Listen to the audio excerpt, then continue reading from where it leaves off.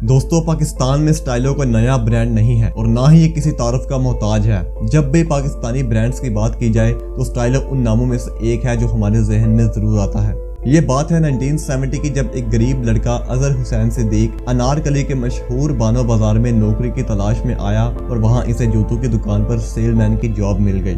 लेकिन इसने उस शॉप पर कुछ महीने काम किया और दूसरी शॉप पर चला गया। ऐसे ही ये एक शॉप पर 2-3 महीने काम करता और फिर किसी दूसरी शॉप पर मूव कर जाता। ऐसा करने से इसका एक्सपीरियंस बहुत बढ़ गया और 1974 में अजहर हुसैन ने अपनी शॉप ओपन करने का फैसला किया। आप जानकर हैरान हो जाएंगे कि उन्होंने सिर्फ 175 रुपए की मालियत से किराए की दुकान पर जूते बेचने के कारोबार की शुरुआत की। उन्होंने अपनी दुकान का नाम रखा बानो चप्पल स्टोर। ये नाम उन्होंने अपनी छोटी बेटी नायला बानो के नाम पर रखा। फिर वहाँ की लोकल कम्युनिटी में जल्द ही बानो चप्पल मशहूर हो गई और इनके घर के हालात बेहतर होने लग गए। लेकिन फिर एक दिन अजहर हुसैन का दुकान के मालिक के साथ झगड़ा हो गया, क्योंकि दुकान का मालिक इनकी कामयाबी से जल गया था और 1986 में ये दुकान बंद हो गई।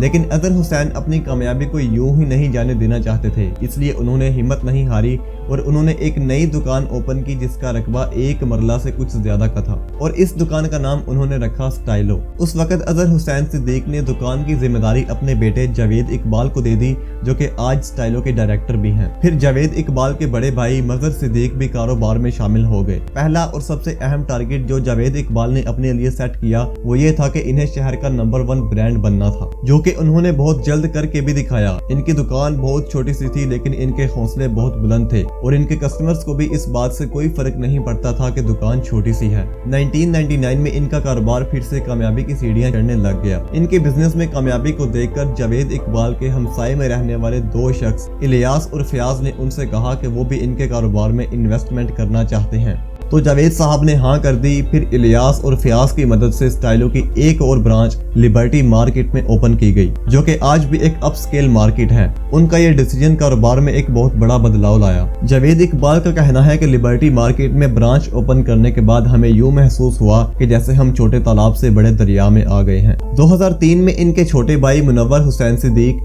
और साजिद सिद्दीक ने भी स्टाइलो को ज्वाइन किया और फिर आहिस्ता आहिस्ता इन भाइयों की मेहनत रंग लाई और दूसरे शहरों में भी स्टाइलो की ब्रांचेस ओपन की गई। स्टाइलो की कामयाबी आसमानों की बुलंदियों को छू गई और ये ब्रांड पूरे पाकिस्तान में फेमस हो गया। आज पाकिस्तान के 100 से ज्यादा शहरों में स्टाइलो की 200 से भी ज्यादा ब्रांचेस हैं। अजहर हुसैन सिद्दीक की 2 बेटियां भी हैं, लेकिन वो बिजनेस में एक्टिव नहीं है। जावेद इकबाल का कहना है कि इसकी वजह कोई खानदानी पाबंदी नहीं है, बल्कि ये इनकी अपनी चॉइस है। अगर वो चाहें तो बिजनेस ज्वाइन कर सकती हैं। अगर अर्निंग की बात की जाए तो जावेद इकबाल ने कोई एग्जैक्ट फिगर्स तो नहीं बताए, लेकिन इनका कहना था कि ये फर्ज किया जा सकता है कि स्टाइलो हर साल 5 बिलियन रुपीस का बिजनेस करती है। लेकिन सेल्स सर्विस कोऑपरेशन के मुताबिक स्टाइलो ने 2016 में 15 बिलियन रुपीस का बिजनेस किया।